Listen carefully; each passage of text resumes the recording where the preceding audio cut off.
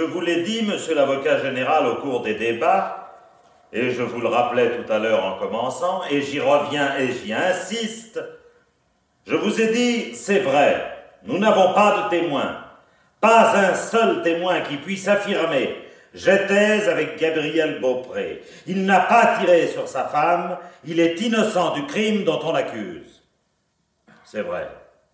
Personne n'a vu. Personne ne sait, hormis cet homme, depuis 2 jours dans ce box, depuis 2 ans et 1 mois en prison, où il a été maintenu sur des présomptions plus ou moins fragiles, car il ne s'agit que de présomptions. Il m'est pénible de m'appesantir sur des faits aussi douloureux, surtout en présence du père de la victime, en présence de M. Philippe Ferrand, dont le chagrin, la dignité m'inspirent, comme à vous, j'en suis certain, un immense respect et une compassion particulièrement chaleureuse. Et pourtant, cette grosse maison, mi-bourgeoise, mi-paysanne, à la limite du bourg, en bordure des bois, elle a été évoquée tant de fois au cours de ces 2 journées. Nous croyons la voir sous nos yeux, au milieu de cette aire, avec sa grande cour sablée, la vaste salle du rez-de-chaussée, les portes-fenêtres donnant par quelques marches sur cette cour, le petit bureau attenant. Oui, de ce cadre où M. et Mme Beaupré menaient avec leur petit Benoît une vie tranquille, tout est devenu familier. Ce samedi-là, donc, vers midi, ils s'apprêtent à partir chez des amis, M. et Mme Ménadier, que nous avons vus à cette barre, et qui nous ont confirmé le programme du week-end, la partie de chasse prévue pour le lendemain dimanche. Madame Claudie Beaupré s'affaire aux derniers préparatifs. Elle se chargera tout à l'heure de sortir la voiture du garage, située dans une ancienne remise. Et Gabriel Beaupré, lui, rassemble dans son bureau quelques documents photographiques destinés à M. Ménadier. Quand, passant dans la salle, il surprend le petit Benoît, coiffé de son chapeau de cow-boy, et jouant non pas avec l'arme inoffensive de sa panoplie, mais avec la carabine de chasse de sa mère. Vraisemblablement, l'enfant l'a prise sur la table où Mme Beaupré avait dû la poser. Vous l'avez vue, cette carabine, parmi les pièces à conviction. Une arme relativement légère, qu'un garçon de 2 ans et demi, fort et vigoureux comme l'est Benoît, peut en effet manipuler. Gabriel Beaupré la lui retire des mains, la repose tout en grondant son fils. Il le fait sortir dans le hall. 10 minutes plus tard environ, il entend des pleurs, des cris et le bruit d'une détonation en même temps. Le père se précipite, affolé, l'enfant est là, à nouveau, dans la salle.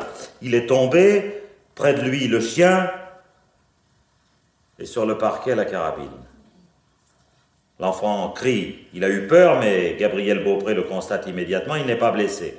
Il s'est écorché le genou en tombant. Une égratignure sans gravité. Le père emporte l'enfant au 1er étage, dans la salle de bain, pour soigner la petite plaie, et il l'enferme dans sa chambre, avec le chien, et il redescend.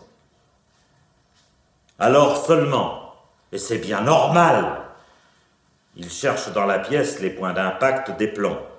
Murs, meubles, tentures, les coussins d'un canapé. Il cherche, et il ne voit rien. Et puis, brusquement, comme il s'approche de l'une des portes-fenêtres entr'ouvertes sur la cour, Gabriel Beaupré comprend. Sa femme est étendue sur le sable, immobile. Il se précipite vers elle, et en quelques secondes abominables, il réalise ce qui a dû se passer.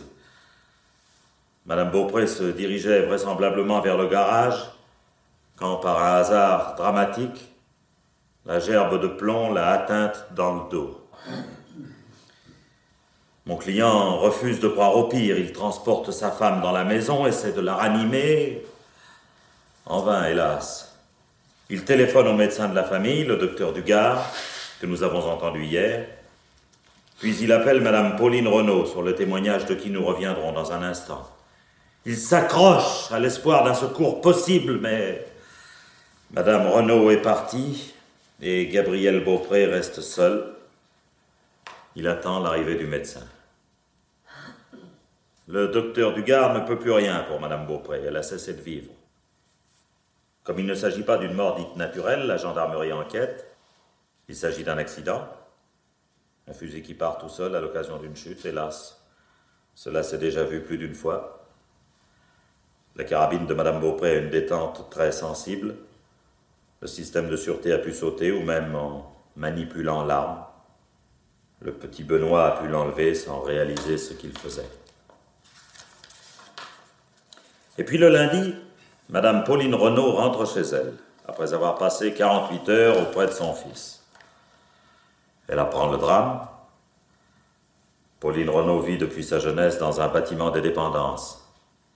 Elle aide la jeune Madame Beaupré aux soins de la maison, comme autrefois elle aidait la mère de Gabriel Beaupré. Elle rend 1000 services, et elle connaît bien la famille. Madame Renaud apprend le drame, on lui pose des questions, et en toute bonne foi, elle répond. Elle dit, de loin, j'ai vu M. Gabriel à la porte-fenêtre, la carabine à la main. Un petit moment après, j'ai entendu une détonation. Il devait être midi passé 2 minutes, peut-être, pas plus.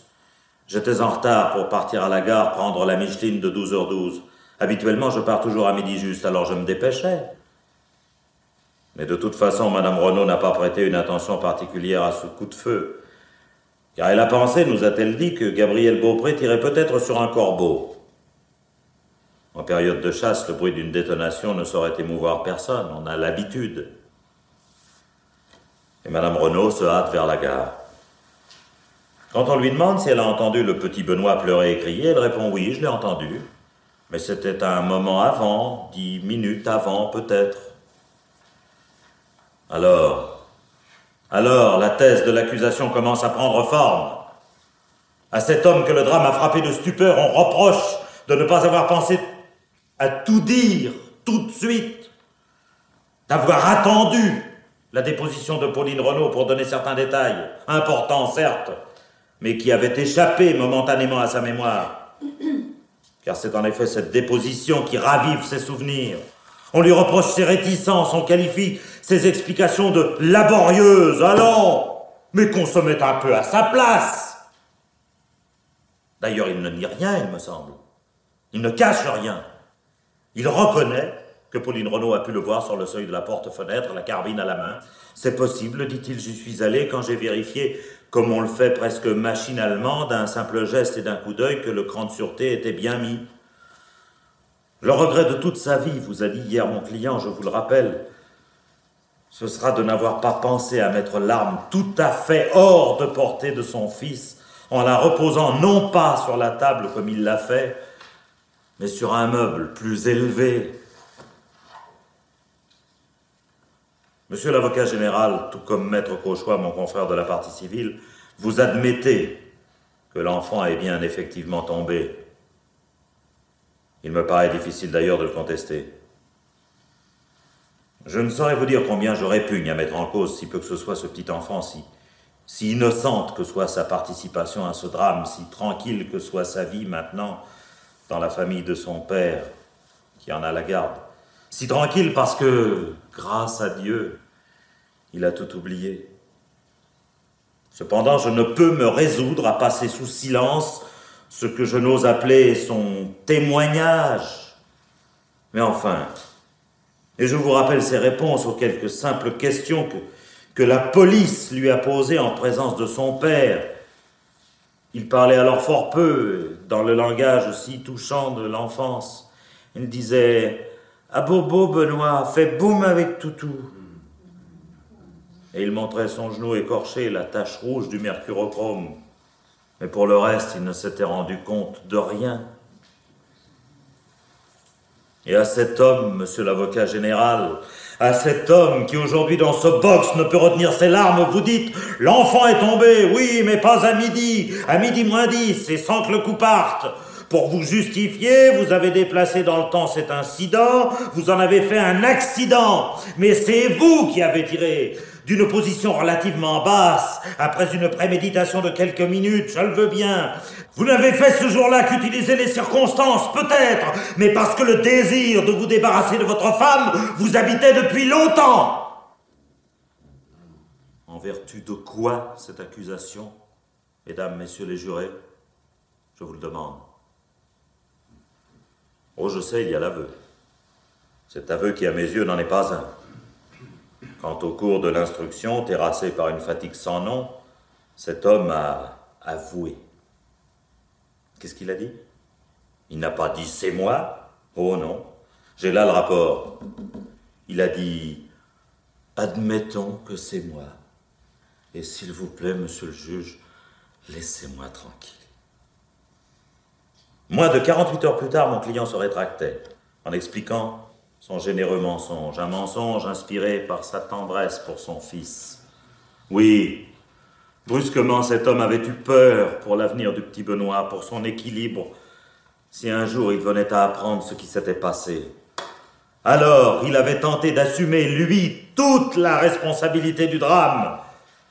Mais il revenait maintenant, après réflexion, à la vérité, parce que il l'a affirmé ici même, avec force, rappelez-vous, la vérité avant tout. Et je dois ajouter qu'au cours de ces 2 années, il n'a plus jamais varié dans ses déclarations. C'est à vous maintenant, messieurs de la Cour, mesdames et messieurs les jurés, de prendre vos responsabilités. Vous êtes les juges. Vous allez prendre une décision. Puissiez-vous ne pas avoir à la regretter par la suite. Même si je n'ai pas eu le bonheur de vous convaincre tout à fait que Gabriel Beaupré n'est ici dans ce box que par un dramatique concours de circonstances, n'oubliez pas, je vous le demande, s'il subsiste encore un doute, même l'ombre d'un doute dans votre esprit, n'oubliez pas que le doute doit toujours profiter à l'accusé. À chacun de vous, comme si nous parlions face à face, très simplement. Je dis, pensez au petit Benoît, qui a maintenant 4 ans et demi, qui ne sait pas pourquoi il n'a plus jamais revu depuis si longtemps son papa et sa maman.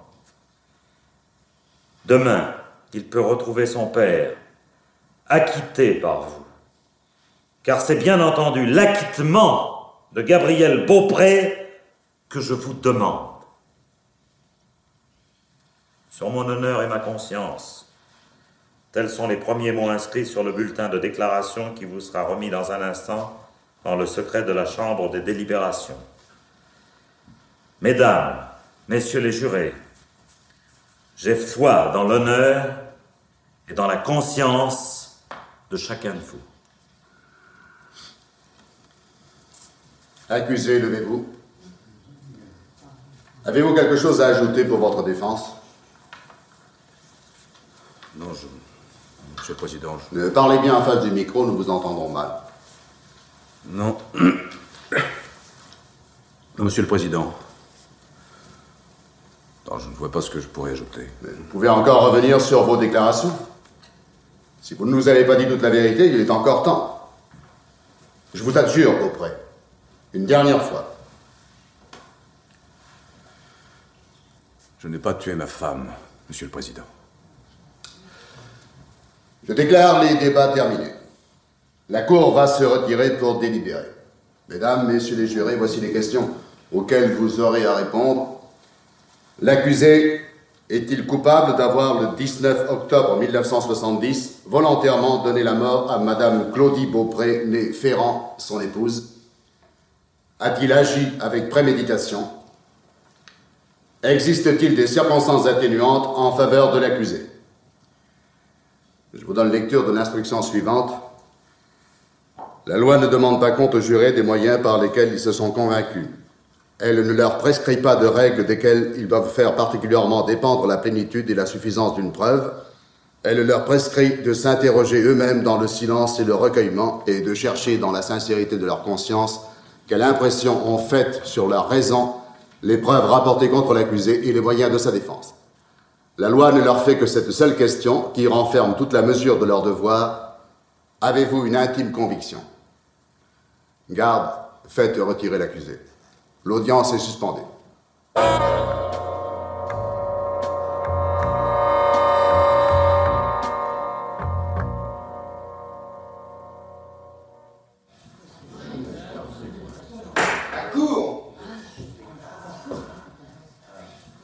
L'audience est reprise. Accusé, levez-vous. Je vous donne lecture du verdict. Voici les réponses faites aux questions posées et l'arrêt délibéré en commun. Non à la première question. Deuxième et troisième question, sans objet. Vu les réponses de la Cour et du jury, la Cour d'assises prononce l'acquittement du nommé Beaupré Gabriel. Maître. Maître, je suis libre. Oh, c'est fini, vraiment? Oui, ce soir même, tout à l'heure, après les formalités de la levée d'écrou. Je sortirai. Libre. Oh. Oh, maître, merci.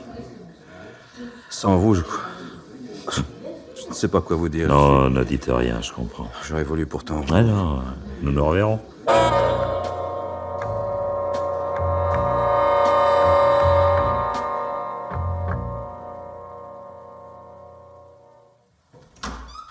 Maître, Monsieur Beaupré vient d'arriver. Ah, qu'il entre.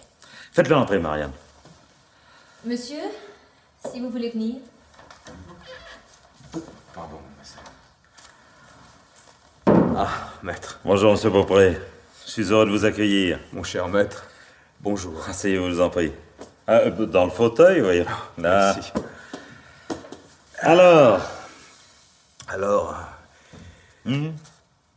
Bien alors, me voilà. Je n'en reviens pas encore, vous savez. Je comprends ça. Vous m'excuserez pour hier soir. Il m'a fallu une raison bien impérieuse pour ne pas aller vous attendre. Enfin, quand vous êtes sorti. Oh, je vous en prie. Je l'ai vivement regretté, croyez. Vous avez déjà tant fait pour moi. Vous me connaissez. Un peu. Un peu. Je commence, je crois, à vous connaître. Les grands mots ne sont pas mon fort. Ma reconnaissance... Je ne sais pas comment... Mais vous me l'avez exprimé, voilà, ça y est, c'est chose faite. Vous ne vous êtes pas retrouvé tout seul, j'espère. J'ai pensé que votre oncle... Oui, mon oncle et ma tante Beaupré m'attendaient avec... bon.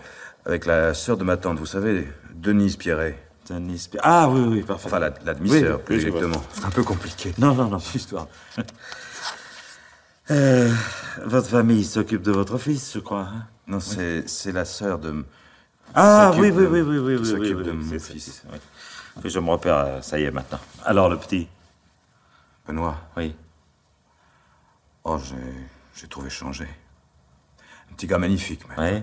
Nous avons refait connaissance. Il n'y aura pas de problème, apparemment. Eh ben, je m'en réjouis pour vous. Vous fumez? Oh, vous connaissez mon vice. Merci, maître. Oh, Après. Merci. pour le petit, je suis son papa d'Amérique. Ah bon? Oui. Je reviens d'un très long voyage. Il en est tout ébloui. Il m'imagine à cheval avec un grand chapeau de cow-boy. Vous savez, l'Amérique a 4 ans et demi. Oui, bien sûr. Alors, depuis le petit déjeuner ce matin, je raconte... Enfin, je finirais peut-être par y croire autant que lui. Eh ben, c'est tout le mal que je vous souhaite. Ah, vous savez, quand on a été au bord de... Enfin, n'ayons pas peur des mots, au bord d'une terrible erreur judiciaire, on se retrouve un peu sonné. Moi, en tout cas. Ah, je n'y croyais pas, maître. Je me disais... L'acquittement, non. Non, les jurés ne se laisseront jamais convaincre. Il y a trop de choses contre moi. Ah, c'était pas facile, ça, je l'avoue. Je vous sentais en permanence sur le fil du rasoir, là. Ouais. J'étais avec vous, moi. C'était une position pas très confortable, hein. C'est vrai, je me disais... Mon innocence, ils n'y croient pas, ces gens-là. Je le sentais. Malgré ma sincérité. Et tout ça... Surtout à cause de ma gueule. Alors. Mais si, je vous ai déjà dit... Le délit de sa gueule... Voilà de quoi je suis réellement coupable. Alors, est-ce que vous croyez laid, par exemple? Oh, la laideur, non, c'est... Alors? Non, c'est autre chose. On peut avoir une sale gueule sans être laid. Ça a toujours été comme ça tout au long de ma vie. Pourquoi voulez-vous que ça change, hein? Oui, enfin bref, vous vous aimez pas beaucoup, quoi. Hein? Je sais pas. Il y a des gens qui s'aiment beaucoup, vous croyez? Ah oui, les gens heureux, par exemple. Enfin, il me semble. Pas la majorité, alors. De toute façon, moi, je mourrai avec, c'est sûr. Avec quoi? Ma sale gueule. Oh. Elle n'a pas fini de me faire du tort. Mais je le sentais, je vous dis, maître. Pendant 3 jours, quand je regardais ces gens en face de moi, jurer avec les juges, toute la douzaine, j'avais conscience qu'ils me ressentaient coupable. Et même, j'en suis certain, ils m'ont acquitté parce que rien de vraiment valable ne leur permettait de me coincer, et pour cause. Mais dans leur fort intérieur... Qu'est-ce que vous allez faire maintenant? Vous allez retourner chez vous? Oh, il faut que j'y retourne, oui. Mais pas pour y vivre. Non, non. Je ne pourrais plus traverser la cour sans que... sans voir... toujours la même chose. Oui. Bon, je vais vendre la propriété, je crois, ce sera le mieux. Puis m'installer ailleurs, en ville, avec Benoît. Ce sera toute une réadaptation. Enfin. Et puis maintenant que je rentre dans tous mes droits, n'est-ce pas? Ah, pas naturellement. Je vais avoir des problèmes à régler avec mon beau-père. Bien que nous étions, Claudie et moi, mariés sous le régime de la séparation de biens, comme vous le savez, et qu'elle avait fait un testament. Oui, parfaitement. Ben, votre notaire, je pense, se chargera de ça. J'aurais préféré, oui, mais mon beau-père m'a déjà fait demander un entretien privé. Ah bon? Oui, et quand je dis demander, il veut me rencontrer. Ouais. Oui, c'est assez délicat, évidemment, mais après tout... Oh, après tout, c'est peut-être pas une mauvaise chose. Vous savez, je crois m'y connaître un peu en homme, quand même.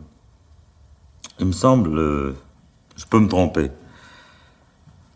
Mais... Oui?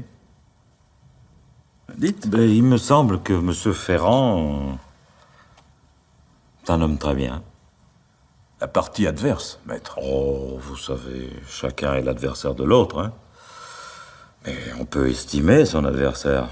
Non, sincèrement, c'est un homme très bien, je crois, M. Ferrand.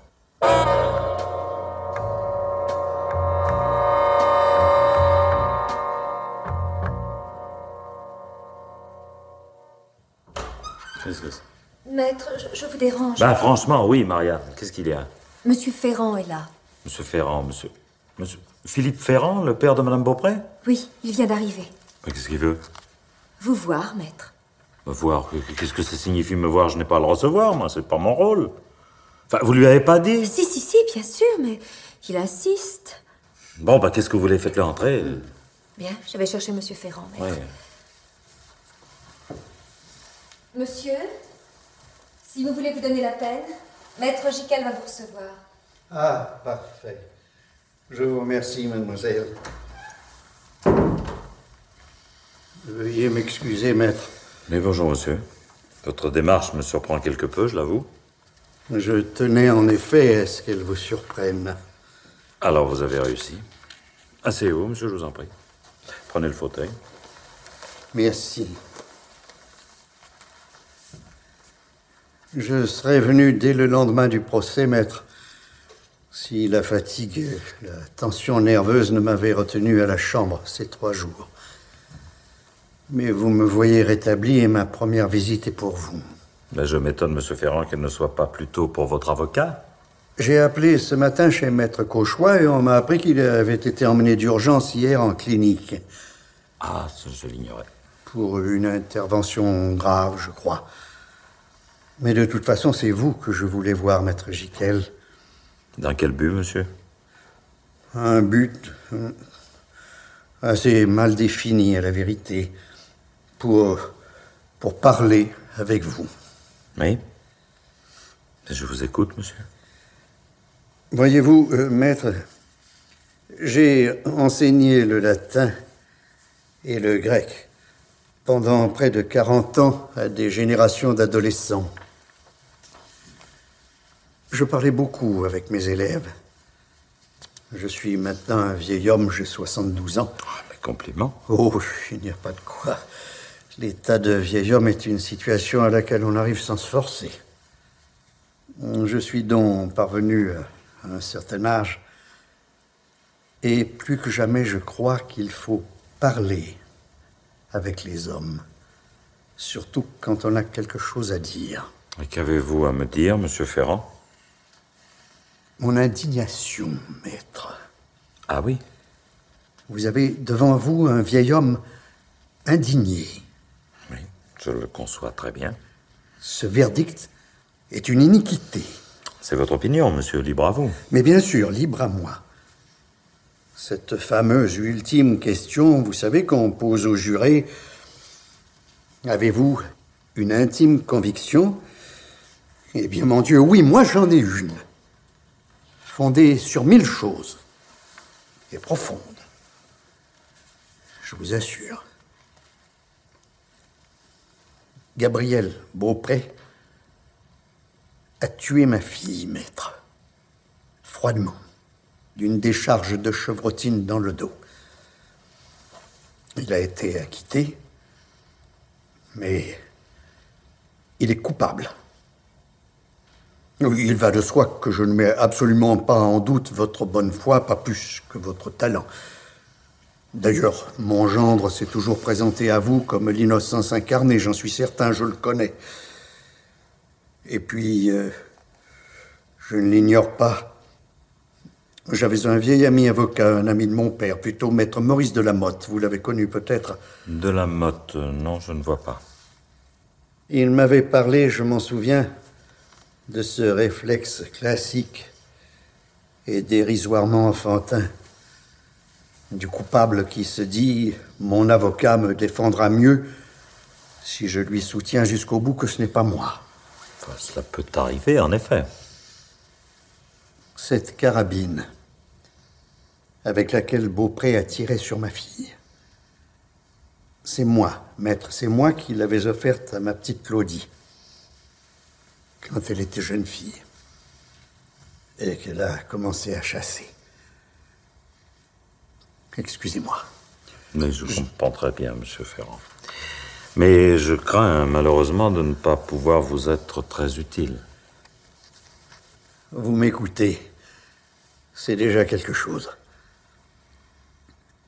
J'avais 44 ans, maître, quand ma fille est venue au monde. Ma femme et moi, nous n'espérions plus, depuis longtemps, le bonheur d'avoir un enfant. Alors vous imaginez. Et quand ma femme est morte, la petite avait 5 ans. Autant dire que la pauvre chérie, c'était toute ma vie. Et il a fallu que cet homme... Je ne vous ennuie pas, au moins. Non, non, monsieur Ferrand, vous ne m'ennuyez pas, je vous écoute. Oui, il a fallu que cet homme... Il s'était connu au cours d'une partie de chasse. Toujours la chasse. Mais lui, il était à l'affût d'un gibier un peu particulier. Une fille avec compte en banque, par exemple. Et sachant très bien signer l'échec, vous comprenez? Moyennant quoi, il pourrait poursuivre sa brillante carrière de fainéant. Comment ma petite fille a pu se laisser tourner la tête par un garçon aussi peu valable, ça me dépassera toujours. Mais les pères clairvoyants essayant de mettre en garde les filles de 20 ans quand elles sont amoureuses. Ah, maître, vous n'avez pas d'enfant? Si, 2 filles. 2 jumelles de 15 ans. C'est plus difficile à convaincre qu'un jury d'assises, vous verrez. Et malgré toute la tendresse, toute la libéralité d'esprit dont on peut faire preuve. Moi, j'aurais aimé garder ma fille encore quelques années près de moi. Rien de pressé, nous menions une existence des plus agréables. Je la sortais. Elle s'amusait comme une gosse quand on la prenait pour ma petite amie, au restaurant, au théâtre. D'ailleurs, c'était ma petite amie. Au meilleur sens du terme, j'ai besoin de le préciser. Oui, je sais, c'est sans doute un peu ridicule. Non, non, non, monsieur Ferrand, je connais ce genre de sentiment et le ridicule est du côté de ceux qui s'en moquent. Beaupré a assez ricané à ce sujet. Enfin, vous avez fini par autoriser le mariage. Pas vraiment, non, pas vraiment, je n'ai jamais dit oui. Mais comme je ne pouvais pas voir pleurer ma petite fille, j'ai fini par dire, fais ce que tu voudras. Et voilà. Et elle a été heureuse, quand même. Oui, un peu, oui, au début. Et il y a des illusions qui ont la vie dure. Et pourtant, C'était une fille intelligente, vous savez, maître. Pleine de qualités, les unes très sérieuses, les autres charmantes. Elle avait de très beaux yeux, comme sa mère. D'ailleurs, si j'osais, je dois avoir là sa photo. Attendez, vous permettez? Je vous importune peut-être. Pas du tout, monsieur Ferrand. Montrez-moi cette photo. Tenez. C'était l'année de ses 20 ans. En Italie, je l'avais emmenée. Oui, parfaitement. En effet, votre fille était bien charmante. Et il a fallu que cette espèce de sauvage imbécile... Ah, maître, je n'aime pas les gens qui ne vous regardent pas en face. Et chez lui, ce n'est pas de la timidité, croyez-moi, c'est par crainte de livrer involontairement ce qu'il y a au fond. Et qui n'est pas très joli à voir, ah, ça non. Oh, il ne se rendait jamais coupable de méfaits tombant vraiment sous le coup de la loi, non, non, non, juste au bord, un genre de danger qui lui plaît.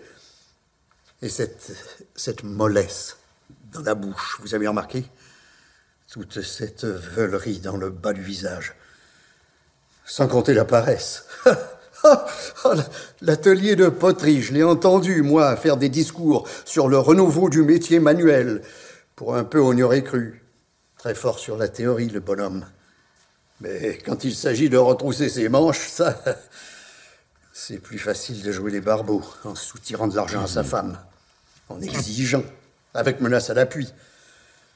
Voilà, maître, ce que c'est que votre client. Vous m'embarrassez quelque peu, monsieur Ferrand. Je vous demande pardon. Je n'aurais pas dû venir. Je ne sais pas ce qui m'a pris.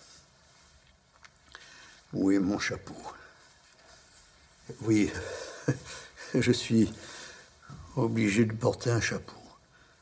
À l'automne, vous savez, comme ça, la fraîcheur... Vous avez dû le laisser dans l'antichambre. Ah oui, en bon, effet. Et alors maintenant, asseyez-vous. Je vous en prie, asseyez-vous. Là. Vous savez que Beaupré et moi, nous avons cessé complètement de nous voir 3 mois après le mariage. Ou même pas. Pour ce que nous avions à nous dire. Moi, malgré ma bonne volonté, des remarques désobligeantes, et lui, des insolences. Alors, j'ai horreur de la guerre, maître, sous toutes ses formes, et notamment en famille. Oui, je comprends. De sorte que pour pouvoir embrasser quand même ma petite Claudie, nous en étions réduits, elle et moi, au rendez-vous clandestin. Quelle absurdité. Elle venait quelquefois chez moi en cachette de son mari, et moi j'allais la retrouver dans le bois, vous savez, le bois sur la pente. De l'autre côté du petit chemin, le long de la propriété de Beaupré. Oui, je vois. Oui. Et qui n'en est pas séparé, d'ailleurs. J'arrêtais ma voiture sous les arbres, et de cette hauteur, je pouvais voir la maison. Et Claudie qui montait vers moi. Tout ça en l'absence de Beaupré, autant que possible. Le jour où il nous a surpris, oh là là, oh, quelle scène! On aurait cru un mari jaloux. Bonne occasion d'exercer sa verve. Et puis, par la suite, il a fait comme s'il l'ignorait. Si je vous disais, maître... Oui. Si je vous disais qu'il m'est arrivé, la dernière année, d'aller dans le bois sans même que ma fille le sache, et d'y rester quelquefois 1 heure, pour regarder de loin mon petit-fils jouer dans la cour avec le chien. Parce que, naturellement, je ne voyais mon petit Benoît que dans les mêmes conditions. L'art d'être grand-père à la sauvette. Ce n'est pas bien gai, vous savez. Mais la naissance du petit Benoît aurait pu aplanir les choses, quand même. Oh, mais pas avec un sauvage comme mon gendre. J'ai espéré un moment qu'au moins le sens des responsabilités lui viendrait, en même temps que l'enfant. Oui. Pensez-vous, le jour de la naissance, au lieu de tenir la main à sa femme, il a vidé je ne sais combien de bouteilles, champagne, whisky, jusqu'à l'ivresse. Parce que ça aussi, ça lui arrivait de temps en temps. Ma fille ne se plaignait pas à moi, à personne d'ailleurs. Je n'arrivais même pas à savoir à quel point elle était malheureuse. Vous l'aviez vu, je crois, le matin même du drame. Oui. Oui. Oh, pas plus de 10 minutes. Elle m'avait rejoint dans le bois, vers 10h30. Si j'avais su que c'était la dernière fois. C'est vous qui avez été à l'origine du contrat de séparation de biens au moment du mariage, je crois. Oui, oui, maître. Sinon, les biens, les titres que Claudie tenait de sa mère, tout ça aurait été liquidé en 6 mois, vous pensez? Beaupré devait espérer rattraper ça par la suite, d'une manière ou d'une autre. D'ailleurs, si ma pauvre petite Claudie n'avait pas eu l'imprudence, sans m'en parler, bien sûr, ça, je ne comprendrais jamais, l'imprudence de le faire par testament son légataire universel... Et la part de l'enfant restait réservée. Encore heureux. Sans ce testament, maître, aujourd'hui, elle serait encore de ce monde. Mais j'en suis certain. Hélas, la pauvre enfant était trop naïve pour imaginer que l'autre pourrait mettre un jour sa vie en balance contre du fric, comme il dit. Et que ce fric pèserait plus lourd que sa vie. Moi aussi, maître. Parfois, je suis naïf. Un vieil homme n'est pas forcément à l'abri d'une certaine candeur. Alors, voyez-vous, j'étais sûr, moi, de l'issue de ce procès. J'avais foi dans la justice. J'attendais une condamnation. Les 20 ans de réclusion criminelle requises par monsieur l'avocat général, cela me paraissait un minimum. Hélas. Mais j'en reste persuadé, sans pouvoir le confondre. Tout le monde a senti Beaupré coupable. Et vous-même, peut-être. Vous ne vous attendez pas à une réponse de ma part, je pense. Ne pas répondre, ça peut être une opinion. Et qu'est-ce que je peux faire, moi, maintenant? Ce que vous pouvez faire pour obtenir justice, pour refaire ce procès. Mais... Mais c'est un peu paradoxal de vous poser la question à vous, maître. Aussi bien, je ne suis pas venu pour cela. Mais sur ce point où le secret professionnel n'entre pas en considération, je peux très bien vous répondre, monsieur Ferrand. Il n'y a rien à faire. Vraiment? On ne peut pas revenir sur ce verdict? Je ne peux rien tenter? Absolument rien. Aucune personne acquittée légalement ne peut plus être reprise ou accusée des mêmes faits, même sous une qualification différente. Telle est la loi. Sous une qualification différente? Oui, en admettant que le délit ou le fait puisse être qualifié autrement. Ah oui, oui, parfaitement. Mais cependant, oui. Si j'apportais ce qu'on appelle, je crois, un fait nouveau. Vous avez connaissance d'un fait nouveau?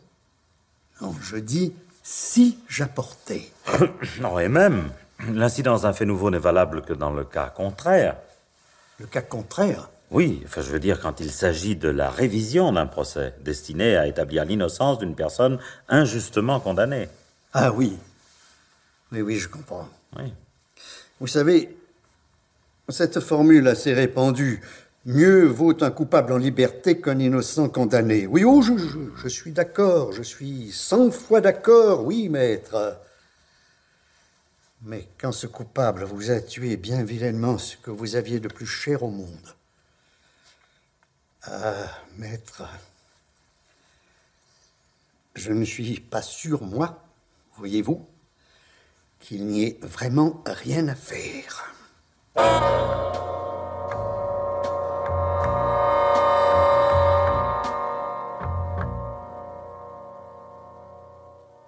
En tout cas, c'est gentil à vous d'être venu jusqu'ici, monsieur Ferrand.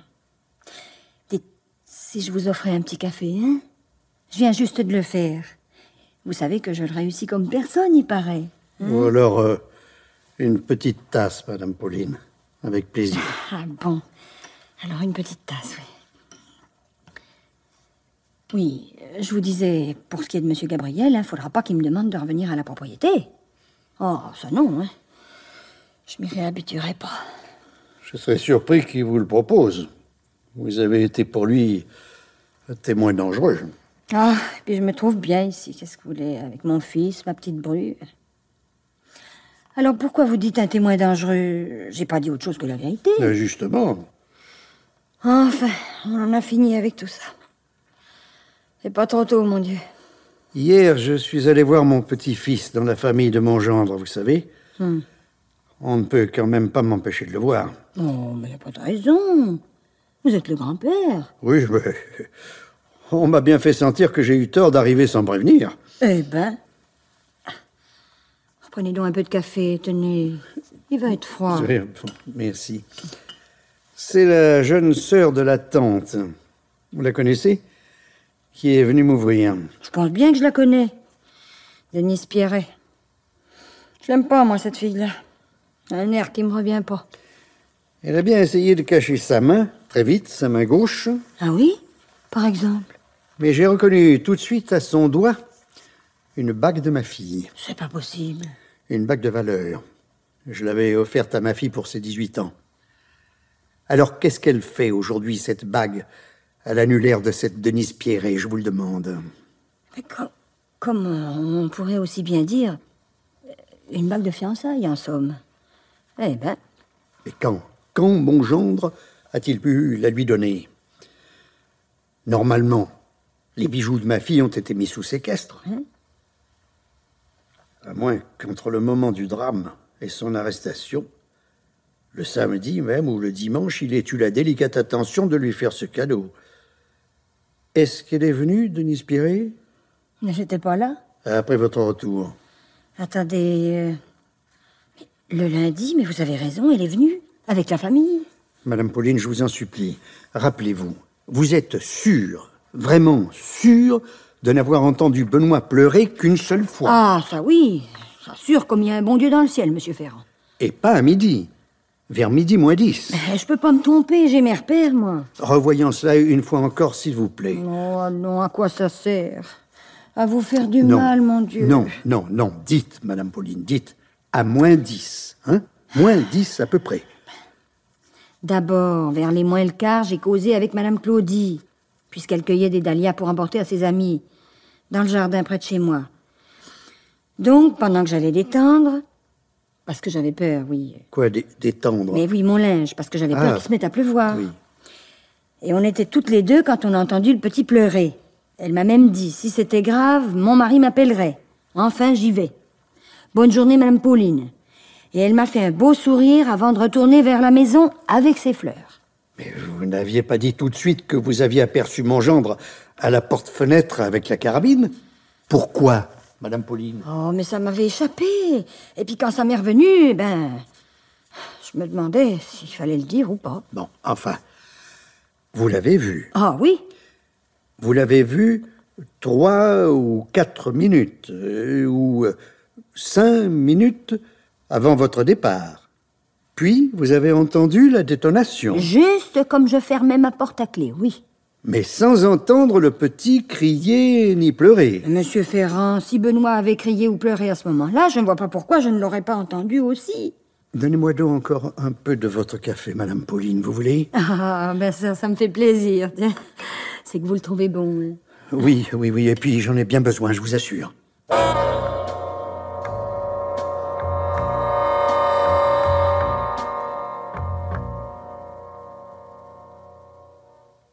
On pouvait très bien passer par le notaire et nos avocats, mais si vous tenez à ce qu'on discute de tout ça dès maintenant, moi...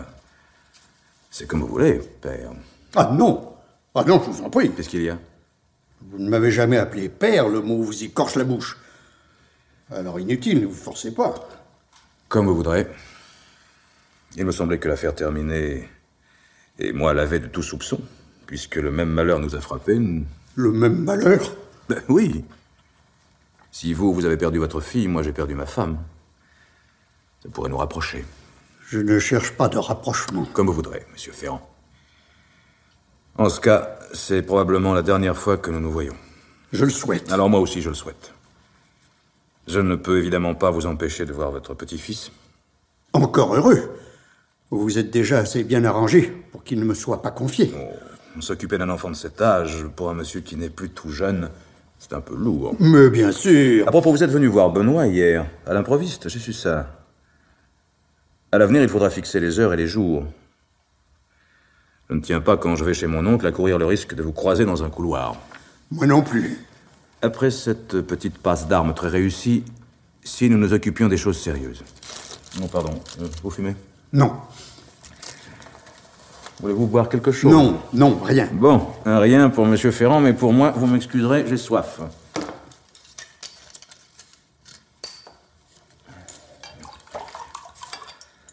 Durant les quelques mois où nous nous sommes fréquentés, vous et moi, avant et après mon mariage, nous avons assez discuté finances pour savoir que nous n'avons pas la même façon de voir les choses. En effet. Je ne vous dois rien, Monsieur Ferrand. Pas l'ombre d'un centime.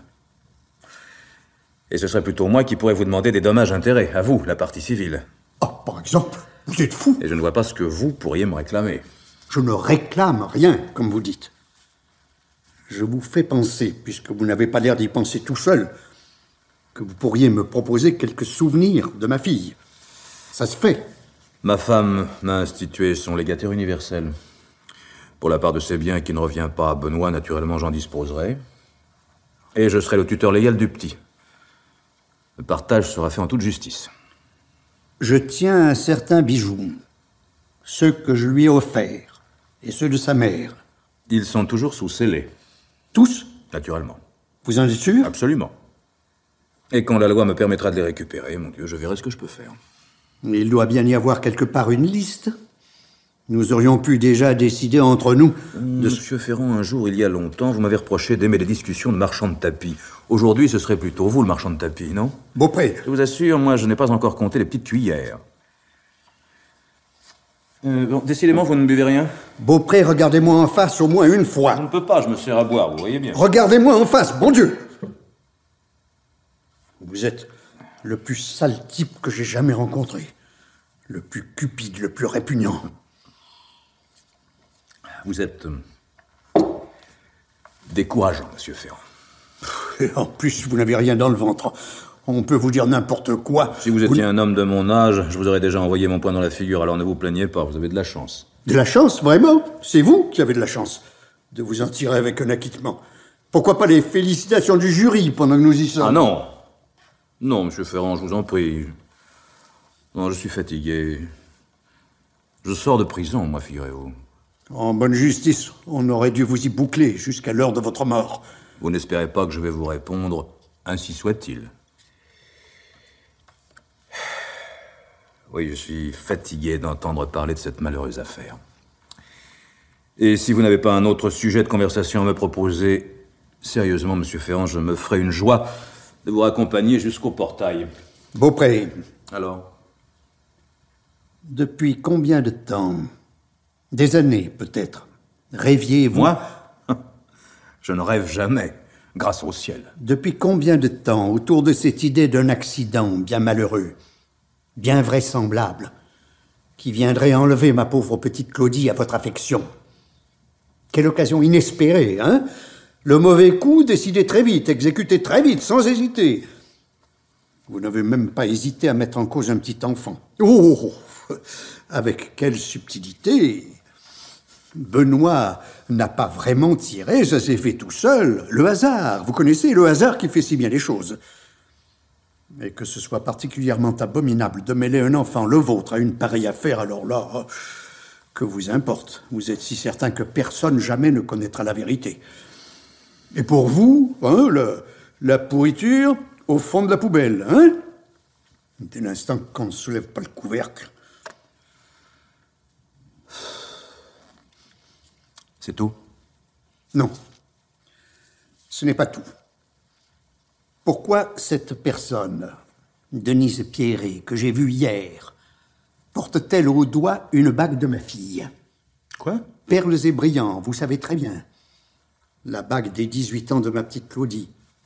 C'est cette Denise Pierret qui tient les bijoux sous séquestre.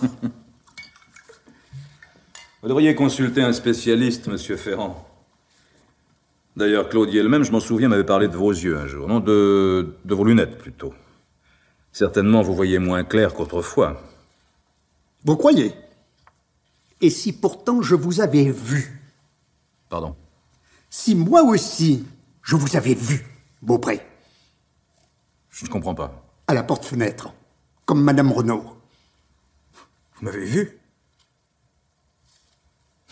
Mais non, bien sûr que non, ce n'est pas vrai. Si je vous avais vu... Non, impossible. Vous savez que je suis venu ce matin-là en voiture, que ma fille est restée un moment avec moi dans le bois. Ah oui, les fameux petits rendez-vous.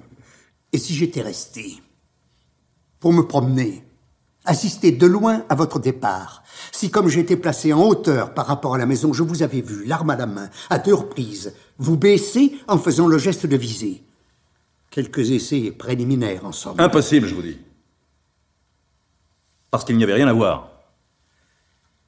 Et puis, si c'était vrai, vous l'auriez dit. Tout de suite, vous pensez, un pareil témoignage. Et si j'avais eu mes raisons pour me taire? Oh, monsieur Ferrand, je n'aime pas beaucoup votre petit jeu. Vous avez tiré sur ma pauvre Claudie.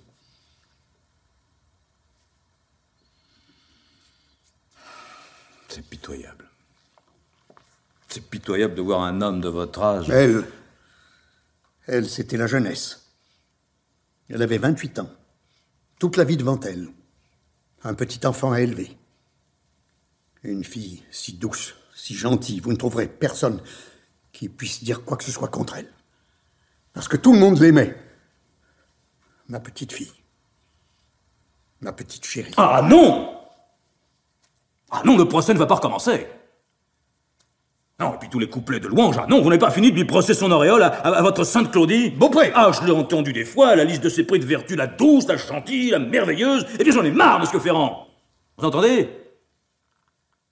Écoutez-moi bien. Parce qu'on ne se reverra pas souvent, c'est moi qui vous le dis. Je n'ai pas tiré sur votre fille, mais vous finiriez bien par me le faire regretter. C'est vrai, ça, qu'est-ce que j'ai à retirer de toute cette affaire, moi, finalement, à part les emmerdements? Hein? Le fric? Dites donc, si votre fille avait de son côté quelques bricoles, moi j'avais le domaine quand même. Hypothéqué? Pas tant que ça. Non mais pourquoi vous croyez que je l'ai épousée, Claudie? Avec ce prénom ridicule que vous lui aviez choisi, vous, et qui lui allait si mal. Pas pour sa beauté, tout de même. Parce que, hein, entre nous, dans le genre petite mignonne, on fait mieux. Et puis qu'est-ce que vous voulez, moi? Les grands nez, ce n'est pas ce que je préfère. Surtout un brin dévié sur la gauche, comme c'était le cas, si je ne m'abuse. Une coquetterie supplémentaire dont je me serais bien passé. Au moment où je l'ai rencontré, j'avais décidé de me marier. Le plus tôt possible. C'était ce qui se présentait de mieux. Ou plutôt de moins mal. Bref, votre Claudie faisait quand même mon affaire, mais à condition de ne pas épouser aussi son père. Parce que sans vouloir vous faire de peine, monsieur Ferrand, vous êtes un homme qui a énormément de présence, même quand vous n'êtes pas là. Et vous l'aviez bien dressé, votre petite fille, intraitable, question de fric. On ne touche pas à l'argent de maman, aux bijoux de maman, même pour rendre service à son mari. Ah, les discussions, combien de fois je l'ai planté là pour aller prendre les railleurs. Et j'aime pas les femmes qui pleurent, moi. Surtout avec un grand nez. Et après, alors j'ai eu droit à la statue de la résignation. Bon, c'était pas mieux. Le genre chien battu, le reproche vivant, quoi. C'est supportable, ça, vous trouvez? Hein? Est-ce qu'il n'y a pas de quoi en avoir marre? Écoutez, vous savez, heureusement que j'ai Benoît. On se raccroche au bébé. L'amour maternel furieux, vous voyez? Et on écarte l'enfant du vilain père, on se le garde pour soi, comme si on l'avait fait toute seule. Eh bien, mon gosse, maintenant, il va être à moi. Ça n'est pas vous qui l'aurez, monsieur Ferrand, jamais. Et vous ne le verrez pas souvent. Parce que je bazarde tout, et je fous le camp, moi. On m'a acquitté, on a reconnu mon innocence, je suis libre, je fous le camp, à l'autre bout de la France, pour tout commencer. Et si je veux donner les bijoux à Denise Pierret, c'est mon droit. Et si je veux l'épouser, c'est mon affaire. Si ça me plaît de donner une autre mère à mon fils, ça me regarde. Et j'aurais pas fait 2 ans de tôle si la carabine de votre fille... Tiens, joli cadeau que vous lui avez fait là. Si vous lui aviez donné une arme un peu plus moderne. Avec une sûreté bien crochetée qui ne part pas pour un oui ou pour un non. Salaud! Monsieur Ferrand, qu'est-ce qui vous prend? Salaud! Vous êtes fou, non! Non!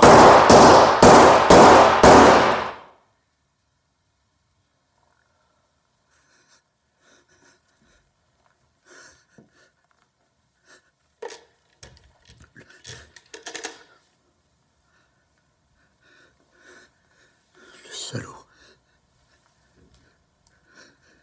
Le salaud.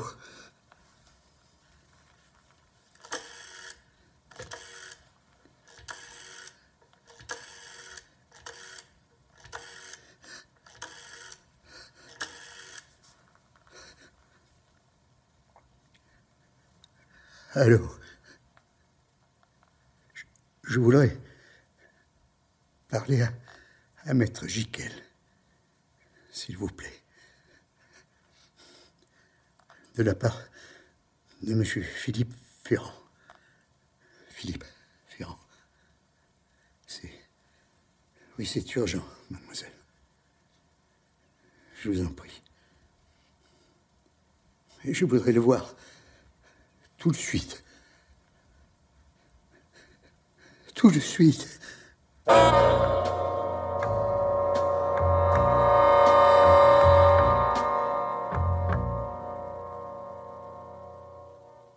Non, monsieur Ferrand, vous n'avez pas fait ça. Si, maître. Mais enfin, vous n'avez pas pu. Si. J'ai vidé tout le chargeur. Bon vieux pistolet de la dernière guerre, vous voyez, il marche encore très bien. Non, vous êtes allé là-bas, le pistolet dans la poche, avec l'intention... Oh non! Non, sans intention, non. Simplement pour l'avoir en cas de besoin. Enfin, Beaupré n'a pas avoué. Il vous a dit oui, j'ai tiré? Non, il a fait mieux, maître. Il m'a donné ses mobiles. Comment c'est mobile? Alors, comme moi, je n'avais plus rien à perdre. Monsieur Ferrand. Oui, Monsieur Ferrand. Voilà. Oh, même si on me condamne. À mon âge, hein? J'aimerais pouvoir faire quelque chose pour vous. Oui, si vous aviez pu assurer ma défense. Mais je comprends bien, ce n'est pas possible, alors... Qu'est-ce que vous allez faire maintenant? Assumer ma responsabilité. Me rendre à la police, tout simplement. Maintenant? Maintenant. Bon, la secrétaire pourra vous communiquer quelques adresses. Si parmi mes confrères, vous voulez que je... Je vous remercie, maître. Au revoir, maître. Je vous accompagne, monsieur Ferrand. Vous savez, maître... Oui? Ce n'est pas vrai. Qu'est-ce qui n'est pas vrai? Ce que j'ai dit à Beaupré. Je n'y étais plus dans le bois depuis longtemps. Je ne l'ai pas vu. Ah oui? J'étais reparti. Depuis longtemps, oui. Un mensonge, bien sûr. Mais quand on veut la vérité. Et je ne le regrette pas. C'est une grande chose dans la vie, Maître Giquel, de ne pas regretter.